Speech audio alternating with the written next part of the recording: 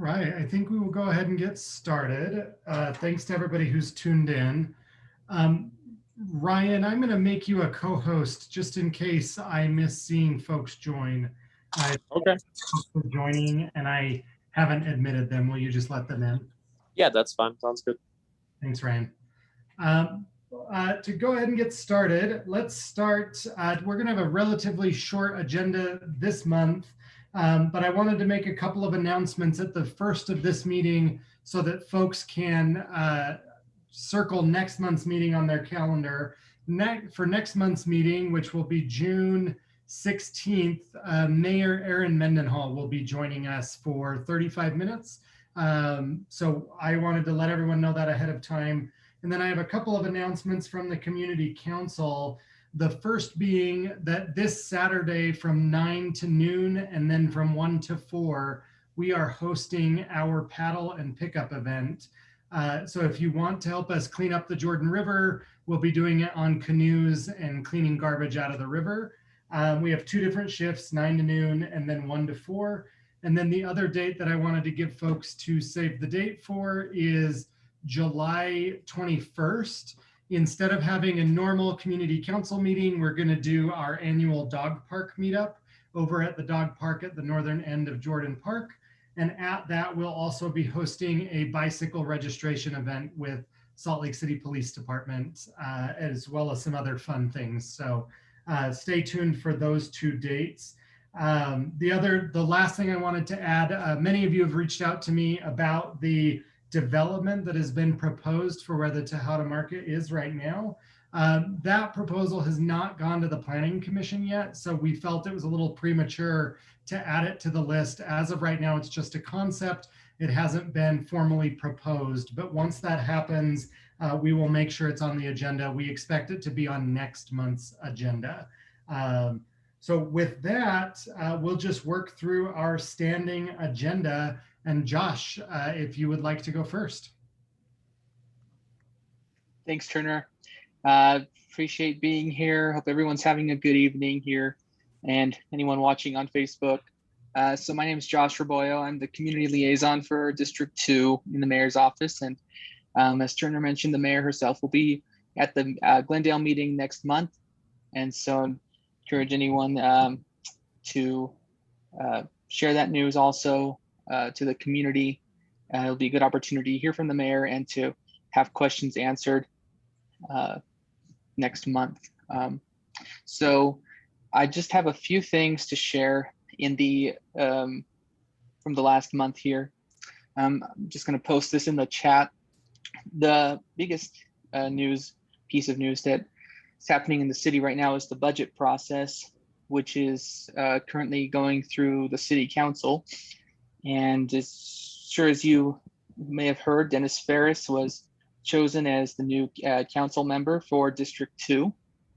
And so he'll be part of this process as well. But the mayor shared her budget on May 5th with the council, which is a budget that includes a number of different funding proposals that will help the West Side in particular for a lot of different things, including $10 million for helping to convert the water park on 17th South. It's a long-running issue for the community, obviously. Also quieting the train horns on the west side of the city in being able to create quiet zones and safe train crossings is a new thing, and that'll be a great addition. And then further improvements to our streets and to the Jordan River and to other open spaces and neighborhood parks, and a lot of money for some other things too, very important programs in the city that have been needing funding for some time. And thanks to smart decisions from last year and also federal funding from the American Rescue Plan Act, a lot of these things are possible. So take a look at that link, the first one, the budget and the highlights from that, and the entire budget. I think 300 pages of it is available on there if anyone wants to thumb through that. The Racial Equity and Policing Commission has had a listening session. I believe it may still be going on tonight. It started at 6 p.m. And that will, regardless, that'll be available for viewing later on the city website and on Facebook, on the city Facebook page. So they have their meetings every Wednesday at 5 p.m. for public meetings, and they have subcommittee meetings as well. And then the third point I was going to share is the SLC Core program, which is a volunteer program focusing on connecting people in the city who want to volunteer in the community and connecting them with initiatives and with partners throughout the city that are doing projects to help the community. And so the first SLC Core project is a donation drive for the Magnolia, which is a new Section 8 housing in the city that the Road Home is opening. It's a supportive housing complex, and the donation drive is to assemble a kit of kitchen essentials. And so there's an Amazon registry for what items are needed, and they can be bought there or they can be donated if they're gently used. And so at that fourth link there, you can sign up to help build that kitchen kit. And on June 12th, Saturday, June 12th, between 10 a.m. and 2 p.m., it'll be available to go down to the Magnolia and to donate those items. And then the Magnolia is located at, let's see, that's a new one here. I had the address here. Oh, it's at 165 South, 300 East. And so that'll be the location for that donation drive on the 12th of June. And that is about all I had at this time. And happy to answer any questions. Any question for Josh or the mayor's office? Thanks, Josh. Thank you. I'm going to move on next. We'll go over to the fire department. I see that Captain Crone is with us. Hello, everyone. I appreciate the invite to your meeting tonight. Like he said, I'm Captain Bill Crone. We're at Station 14, your local fire station out on California and just off of Bangor. My message tonight is just going to be really brief. I'm just going to go over kind of what the chief sent out in our community newsletter. Sorry, I can't talk tonight. The biggest change in the department right now is the fact that the emergency management division for the city has transitioned to a division within the fire department now. We're really grateful to Mayor Mendenhall for having that vote of confidence and allowing that to move over under our administration. They're going to be promoting, or they have promoted, a new battalion chief and 2 new captains to fill the roles within that division. As you know, last year we had a lot of higher acuity type incidents, the earthquake and so on and so forth, things like that. So we're ready and willing and super excited on taking on this new role. And hopefully we'll be able to continue to manage and mitigate these incidents as they come up. If you needed any more information on that, and if you wanted to put names with faces as far as the people that are going to be running that division, you can go to our website and just follow the links for emergency management. And you can see the people that are going to be taking those roles, and I can tell you now, those people are very, very excited to be working in that capacity as far as the department. The only other thing I really got is just a kind of a COVID-19 update. We know that the restrictions are starting to ease up, but as it sits right now, as a fire department, we're still going to be responding with full COVID-19 precautions. That means when we show up on scene, we're going to be in masks. Any medical call that we go on, we're going to be treating as a potential COVID-19 exposure. So with that, we may, if at all possible, if you're with the patient, if you're not the patient and you're like within close proximity of that individual, the dispatchers may actually ask you to bring that individual outside. It's just safer for everybody. If it's not possible, we realize that it's not always possible. So if we do have to go inside of a home or a business, we ask that anybody that's kind of assisting with that scene that's not with the fire department just kind of give us a 6-foot barrier just to give that separation to us so that we can do our work without having to worry about potential exposures. Once again, I mentioned that the restrictions are starting to ease, and hopefully later on, maybe even this summer, if things continue to progress as they are, maybe we can start getting back to those in-person activities that we really enjoy doing, such as station tours, PR events. You want us to come into your business and do a business inspection, or whatever the case may be. Hopefully sooner than later, we'll be able to get back into those activities. And that's really all I've got tonight. I appreciate the opportunity to be here once again.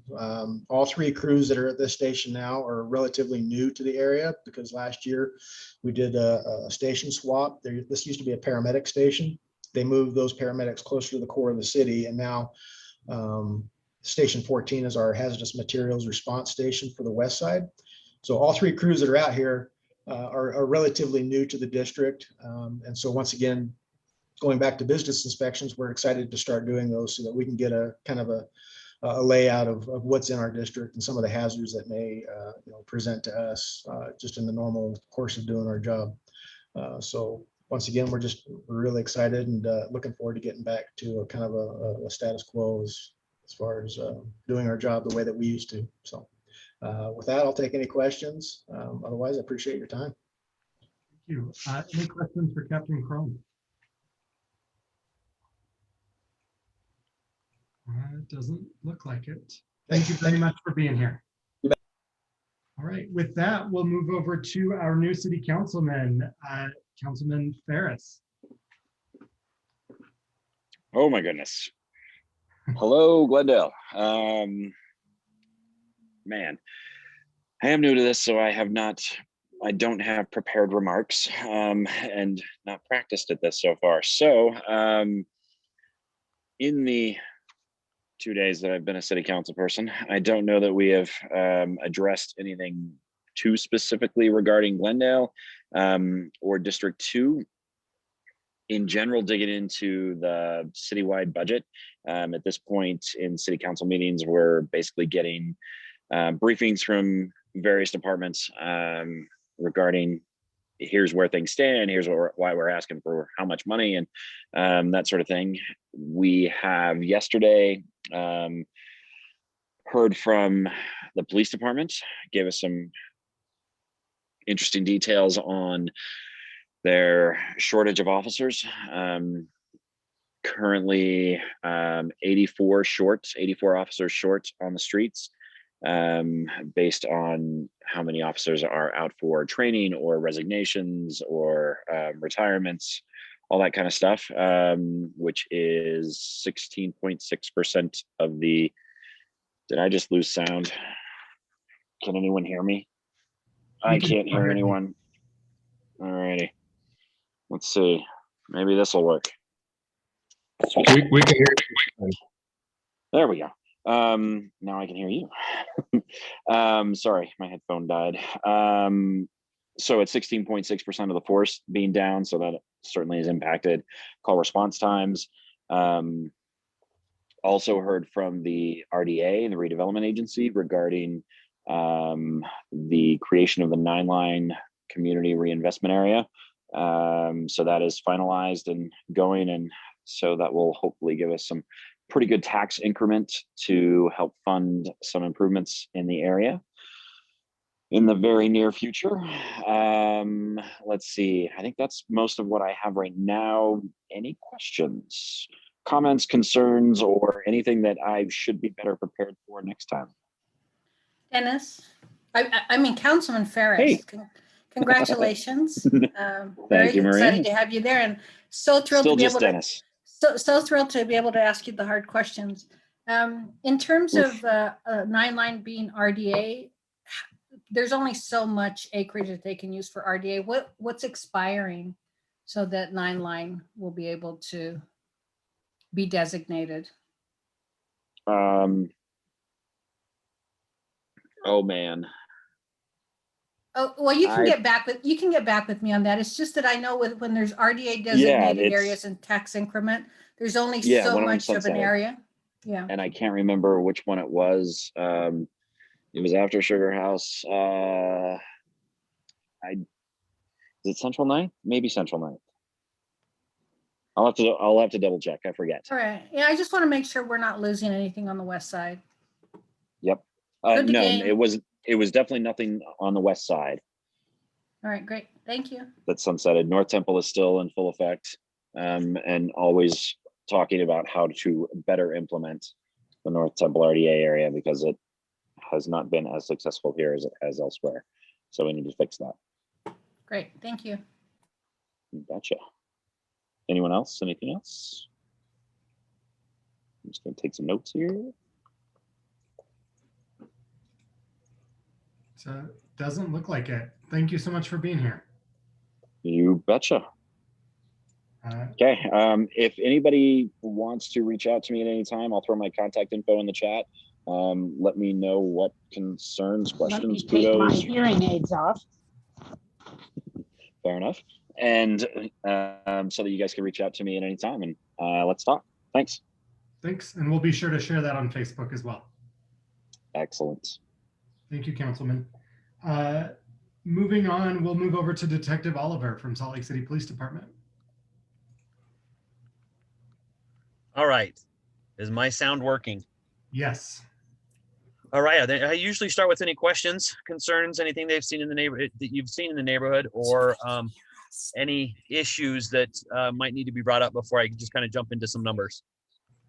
I have one that was submitted to me before the meeting. And I'm just going to use a first name because I don't know if they wanted their name shared publicly, but they shared concern about the speed limit on Navajo between the Glendale Circle and Indiana Avenue. Okay. Sapphire Jessica. Hang on, I'm going. And anyway, they were concerned about speeds on on Navajo between Glendale Circle and Indiana Avenue, and wanted to know what the process for requesting either radar or some kind of enforcement on there. We're also going to look at approaching the city about traffic calming on that street, but wondering if there's a process for requesting enforcement around speeds on any given street. So there, yes, and I mean, you can always send a request to me. I'm just trying to find on Salt Lake City Police Department's website, slcpd.com. There is a link, and it's underneath community engagement and then Speed Watch SLC.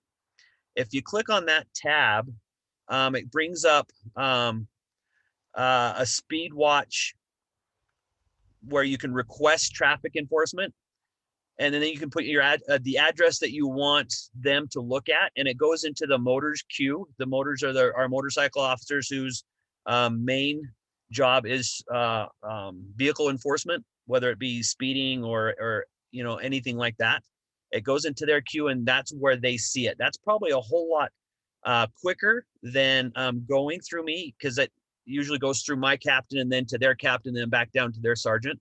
So we can hit it both ways easy. So if you want to send me a request and hit that Speed Watch, then I think we can hit it from both angles.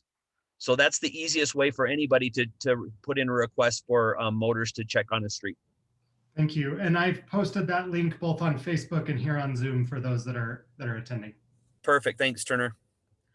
Any other questions? All right. Yes, I have something to say. Go ahead. Yes, I'm Earle Jensen. I'm on Emory Street. My mother was Dixie Carter. She worked for the Mobile Watch many years ago. I just have two questions or requests, however you want to put it. But on 1200 West, on the side right by the 17 South Park, yes, there's been a lot of parking there on the opposite side of the duplexes, and I was just wondering what's the legality on that? Can they park there and park overnight or what? And my next thing is on Emory, they had a speed watch a couple days ago, and I want to know what they come up with the conclusion on that. Did they find a lot of speeders going down Emory Street? So did they put up little monitors? Is that what they did on Emory? Yes, uh-huh. So I can request that from our motor sergeant. They have the ability to put little, and I don't even know what they're called. They're like speed boxes out, and they will catch cars going both ways and determine their speed and how many cars are going down that street. So that's usually what they will do initially on a speed watch is they'll kind of get how many cars are going down the street and the average speed. It'll rank from the slowest car up to the fastest car, and it ranks them by car. It doesn't read license plates or anything like that. It just goes about getting speeds. So Okay. I don't have the results on the Emory thing, but I can reach out to our motor sergeant and see if he's got some results for me, and I can let you know about that next month. Or if you want to send me an email, I can send it back the results as soon as I get them to that email. Okay. As far as the parking, you're talking on 17th South itself, right? By the tennis courts and across or along that south. Well, that's been kind of in a roundabout way been taken care of. I don't know what I'm talking about. It's on 1200 West, Uh-huh. and as you go towards 17th South, Okay. Okay. and then it turns over to Concord, and then goes down to 17th South. Gotcha. But right next to the park there's been a lot of overnight parking, and I just want to know what the legality on that. Can they do that or what? So Because there's been a lot. unless it's a red curb or it's a sign posted, 2-hour parking, they're allowed to park on any city street for up to 48 hours. Okay. And then after 48 hours, they're supposed to move block faces. So it's kind of just a little legality or legal term where they just have to move basically around the corner, right? Or the opposite direction. So yes, the parking around that is legal. And if they're sleeping in their car, or if they're sleeping in an RV or something to that effect, there's not a whole lot that we can do about that, unless they're dumping, feces, or if they're urinating into the storm drain, or if they're dumping any fluid into the storm drain. That's the only way that we can really enforce anything on the parking issue. Okay. But you're more than welcome to call our parking enforcement officers, and they can come down and mark a tire, and then they'll come back 48 hours later and check to see if that car has moved or not. And then they can either cite them or ask them if they'll move. Okay. Okay. Alrighty. Okay. Thank you so much for your information. Yeah, and real quick, I just if there aren't any other questions, I'm just going to highlight some numbers. For the first time in a long time, a lot of the numbers in District 2 are green, which is what we really want to see. Especially in the last month, we've seen an increase or a decrease, a 15% decrease in burglaries. That's outbuilding burglaries. The bad part is we've seen a 50% increase in residential burglaries. So we like the green, we don't like the red. I don't like the residential burglaries at all, because that's something that we should just be concerned about. But we've seen a decrease in assaults. We've seen a decrease in robberies, which is really, really good. Year to date, our numbers are still a little off. So violent crimes were up 38.9% in District 2 in the last year to date, which is still a big concern. The property crimes were up 17.4%, with the majority of those numbers being car prowls, 30.7% year to date, and that's still a lot higher than we would like to see. So if we can just continue to call in, and there's somebody that's suspicious in the area, or if somebody's unfortunately had their car broken into, if they can call. I know a lot of people are hesitant to call even when they're a victim of a crime, but we need to get that heat map out so we know exactly where those crimes are occurring. We can send those resources. Like Councilmember Ferris said, we are short in officers, so our patrol is kind of spread thin right now.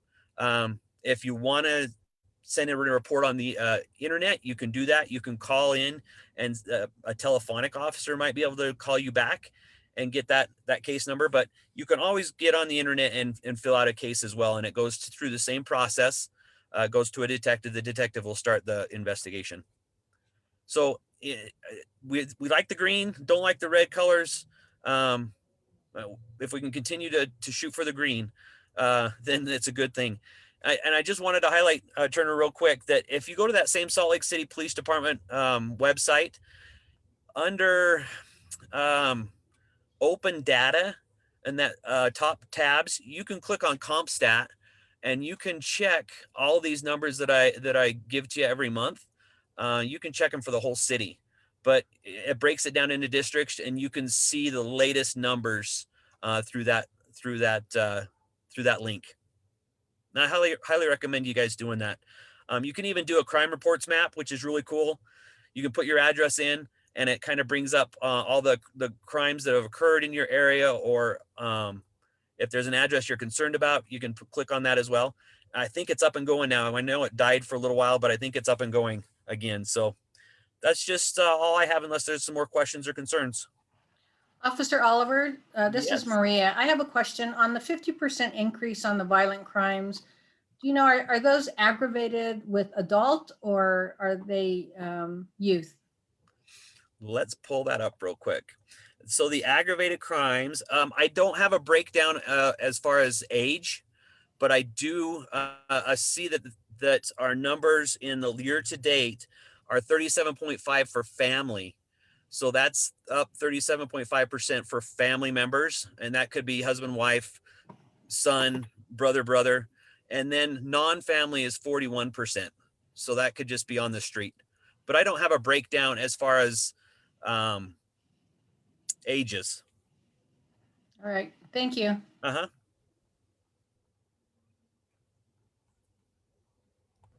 Any other questions for Detective Oliver?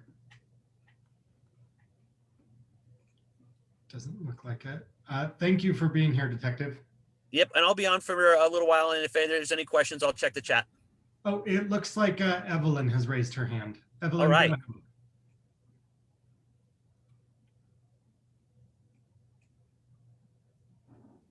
Hello there. Hi there. Hello. It's not Evelyn, but my concern is the good old lights here on 17th South. I don't know if it's been addressed or not, but they are knocking them out as fast as the city comes through and gets them lit up. They might be lit up for maybe a day before they're off again. It's been this way for the last 2 weeks. The street lights or the traffic lights? The street lights. Okay. And that's something we can do a city source on and see if streets or utilities or whoever can come out and look at those. Absolutely. Yeah, Detective Oliver, I'm happy to help with that too. Yeah, Josh, go ahead.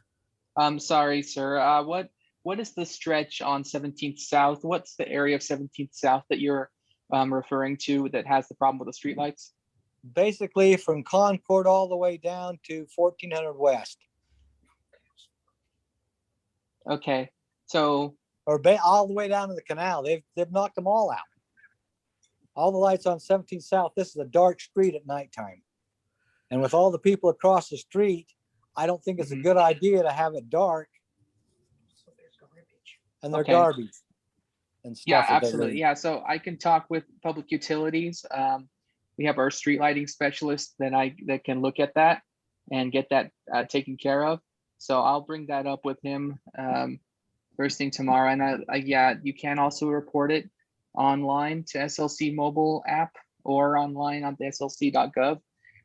But since you're mentioning it right here in the meeting, I can go ahead and talk with public utilities about that and have them take a look at those lights. I've called them up in the past, and they said, "Oh, we're going to be working on it." And like I said, they'll be on for one night, and the next night is dark. And I don't know how the homeless are knocking the lights out. They don't tell me, but somehow they're getting these lights off, and we need lights on this street.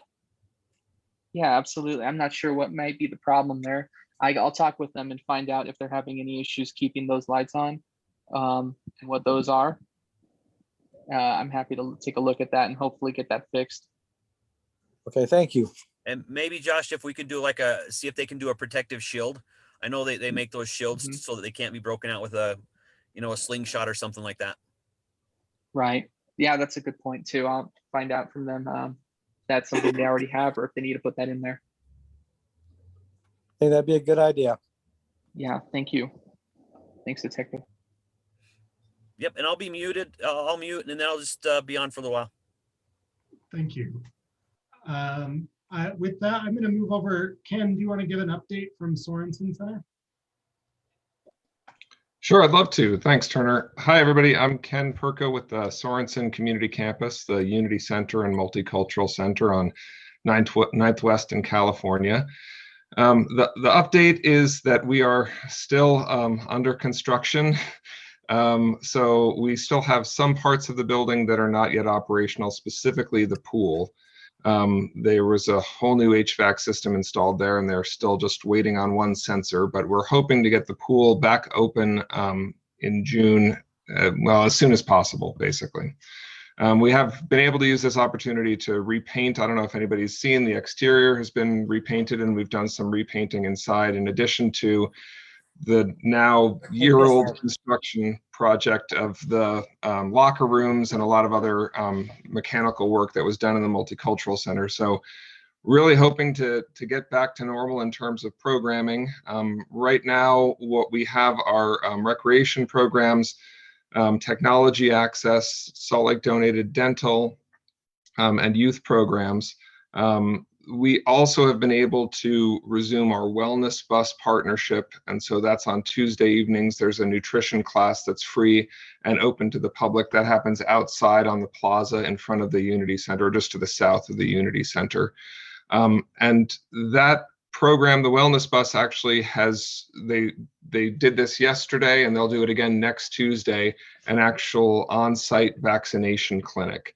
So if anyone's looking to get a vaccine in the neighborhood, you can come and they'll do that. They'll do we've got one more scheduled for next Tuesday, and then the follow-up shot in June if that's necessary, depending on what folks get. So we do still have some programs. We are still focused on essential services, specifically the donated dental program, the youth programs, and recreation programs by appointment. We don't have any plans to do any events or kind of community classes yet, just because we're waiting for things to be a little bit safer for everybody. We did finish our partnership with volunteer income tax assistance, and hopefully everybody got their taxes filed, but that ended, and so that's allowed us to expand technology access. So it's basically, we have access to computers and assistance Monday through Friday, 9 a.m. to 9 p.m., Saturdays, 9 a.m. to 5 p.m. And so folks can make an appointment, come in and get assistance, in addition to the fitness center being open, the boxing gym and basketball gym. And hopefully in June, I know for those of you who've been to this meeting, I've said it every month, but hopefully next month we will have the pool back open again. Does anyone have any questions or suggestions or comments about programming or kind of future hopes and thoughts about the Sorensen Community Campus? Well, thank you. I'll be on for the meeting. Please feel free to put anything in the chat or just give me a shout out. Thank you.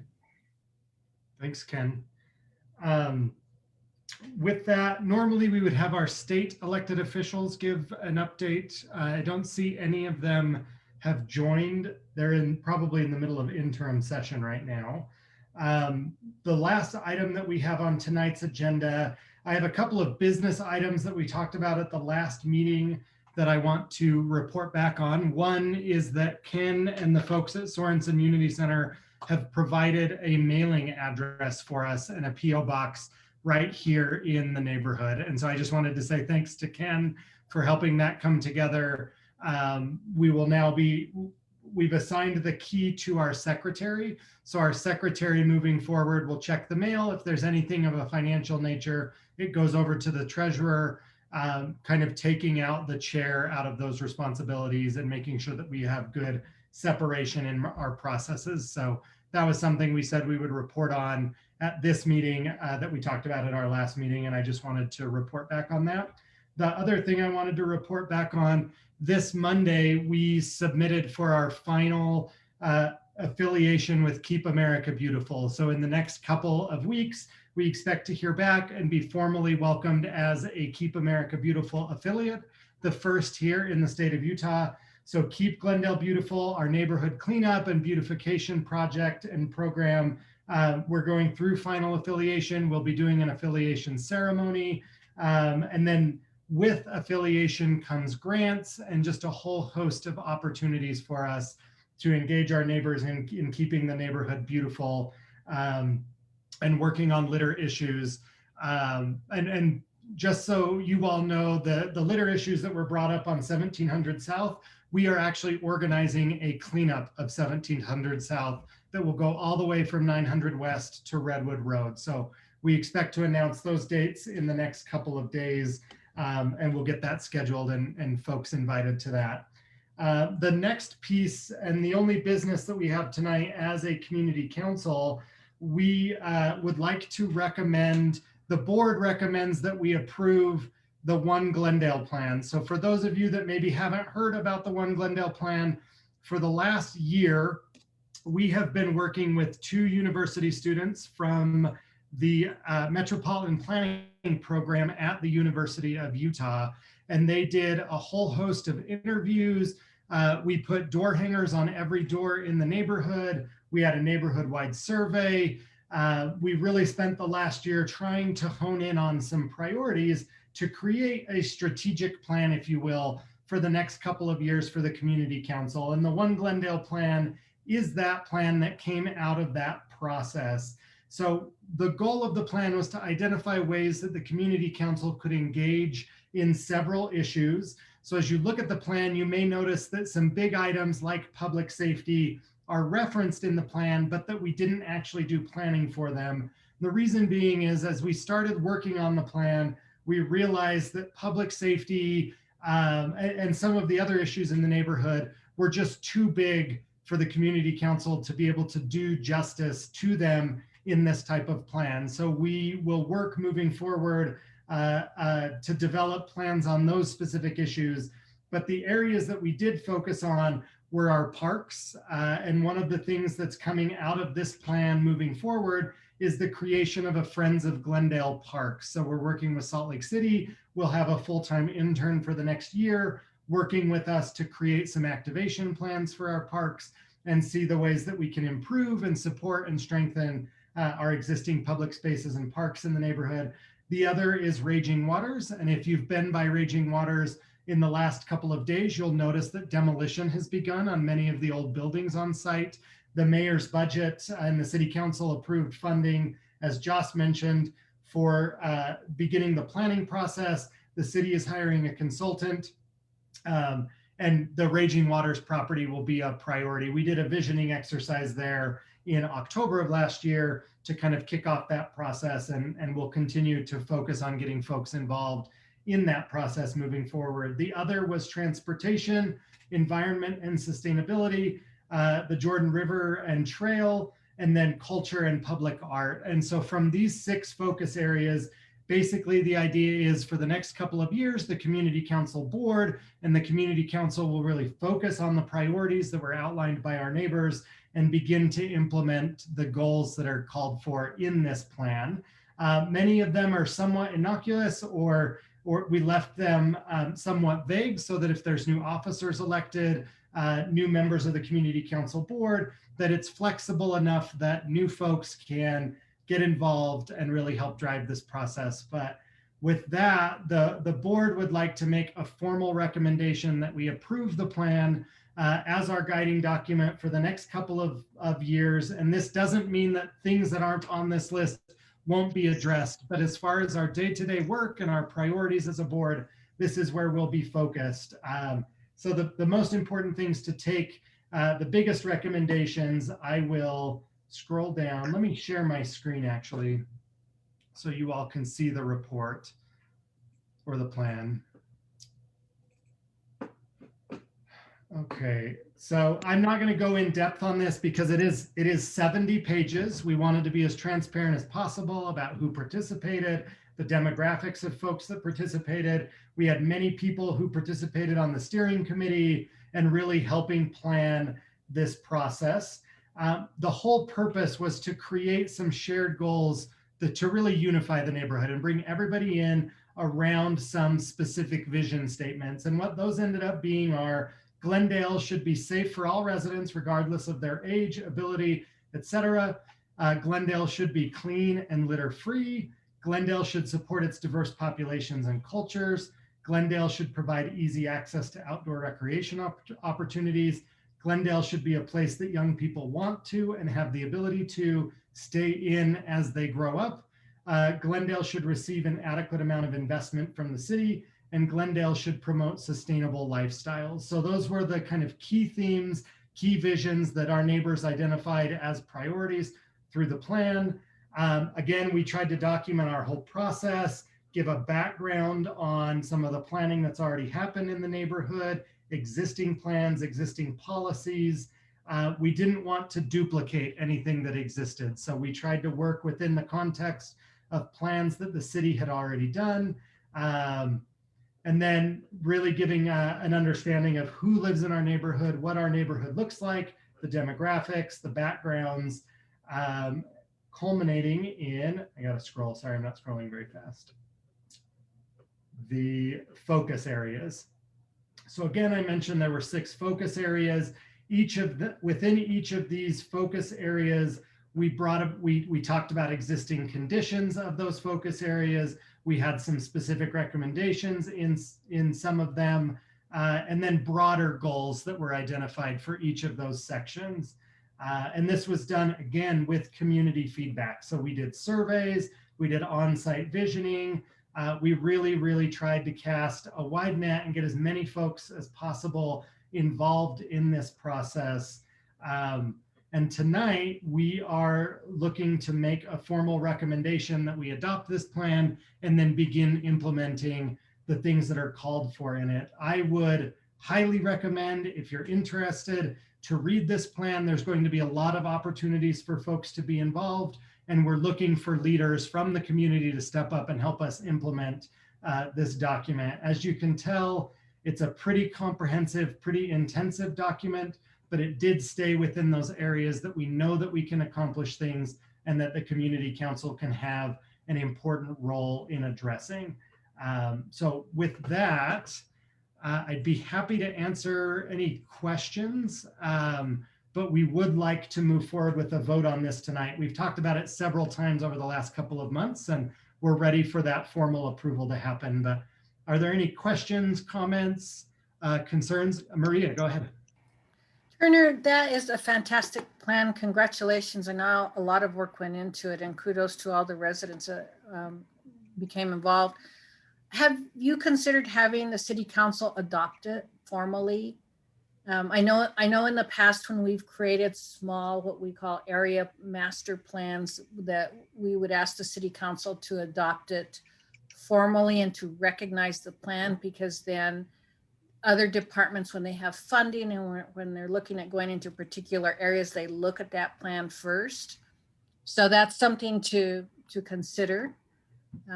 Certainly it's, it becomes a responsibility of Glendale Community Council, but if you have the city council acknowledge it as, given the whole process that's gone into it, and then you can work closely with the planning department and other departments, and then they can prioritize dollars because you have a formal plan.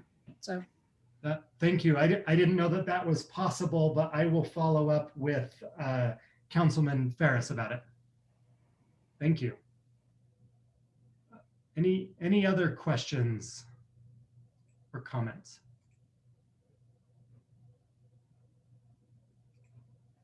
All right. Well, with that, we're going to handle this how we've handled our other votes that we've done online. And again, this process is not my favorite. But what we'll do is, unless there's opposition to approving the plan, we'll move to do so by acclamation from those on the call. And I just want to remind folks, a lot of planning and a lot of energy went into this. We don't envision this being a be-all, end-all plan, but it is the beginning of something that can bring us all together and to focus on some shared concerns and vision for the neighborhood. Earle, I saw that you had unmuted yourself. Oh, I was just waiting for the vote. We're going to do it by acclamation. So what we'll do is we'll entertain a motion and then a second. And then unless there's opposition, we will consider the motion to have passed. So if I will entertain a motion now as a first, and then we'll be looking for a second. I think, Ryan, if it's okay, since you're on the board and since I'm chairing the meeting, would you mind making the motion? Of course. All right. So we have a motion from Ryan to approve the One Glendale plan. I will second that motion. Would anyone like to speak to the motion? All right. It doesn't look like it. So I'm going to go ahead and rule that that motion has passed. We're going to do it by acclamation because doing it as a roll call on Zoom has been a little tricky in the past. I would highly encourage everyone to read the plan. We will be, the next step, now that we've approved the plan, we will be introducing our interns at our next meeting. We have 3 interns in place for the coming year.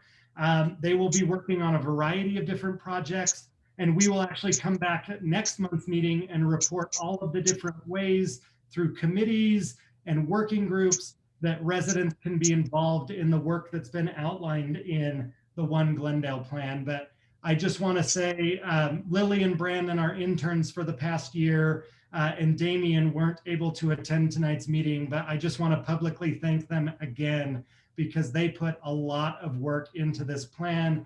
We did everything we could to reach people who speak Spanish and different languages. Obviously, no public engagement process is perfect, and we're committed to doing better and getting more folks involved. But I just want to say thanks to them and thanks to the community for helping drive this process. And we'll be looking to all of you to help lead and implement this plan as we move forward. So thanks to everyone who's been involved in this process so far. You can read the plan. I uploaded it to the chat, but you can also read it on our website, and we'll be sure to include it in the minutes and in our next newsletter next month. So thank you all once again. With that, we're at the end of our formal agenda, but where we're quite a few minutes early, if there are questions or comments or issues that folks want to stay on the line and talk about, I would be happy to stay and talk about those. Maria, one thing I am going to call out, you mentioned in the chat mortgage assistance, and I'm wondering if you wanted to talk about that program really quick. Sure, thanks, Turner. Just wanted to make everyone aware that we were awarded $100,000 from Salt Lake City with some of their emergency COVID dollars to help families who own their homes in Salt Lake City if they're struggling as a result of challenges with COVID or with employment, that we're able to help them with grants to help up to 3 months of their mortgage payment. And so we've been able to help quite a few families. I think we've expended about $45,000, but we would love to keep that money in Salt Lake City. We get tons of phone calls from West Valley and other areas, not as many from Salt Lake City. So we want you to push that information out. And again, people are private if they're struggling, but share the information and I included our website that will send them directly to the link to fill out an application, and we'll reach out to them. We really want to help families. Thanks, Maria. Thank you, Turner. Any other issues or comments or things to share?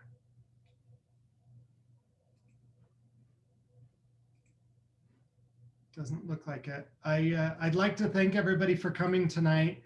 We, as we mentioned in our last meeting, we're looking at going back in person in August. We reached out to the library, and based on the public health situation, they're kind of waiting to see when they're going to start in-person meetings again. We're hoping to get back in person at our August meeting. We've missed being in person. As many benefits as there are to Zoom, we are looking forward to being back in person. So we'll keep you all up to date. We'd encourage you to go to glendaleutah.org. You can sign up for our newsletters there if you don't get them. And we're always posting updates on that website. So you can also follow us on social media. But thank you all for attending tonight. And if there's anyone who wants to stay after and talk about specific issues or concerns, I'll plan to stay for a few minutes afterward. But thank you all for attending tonight.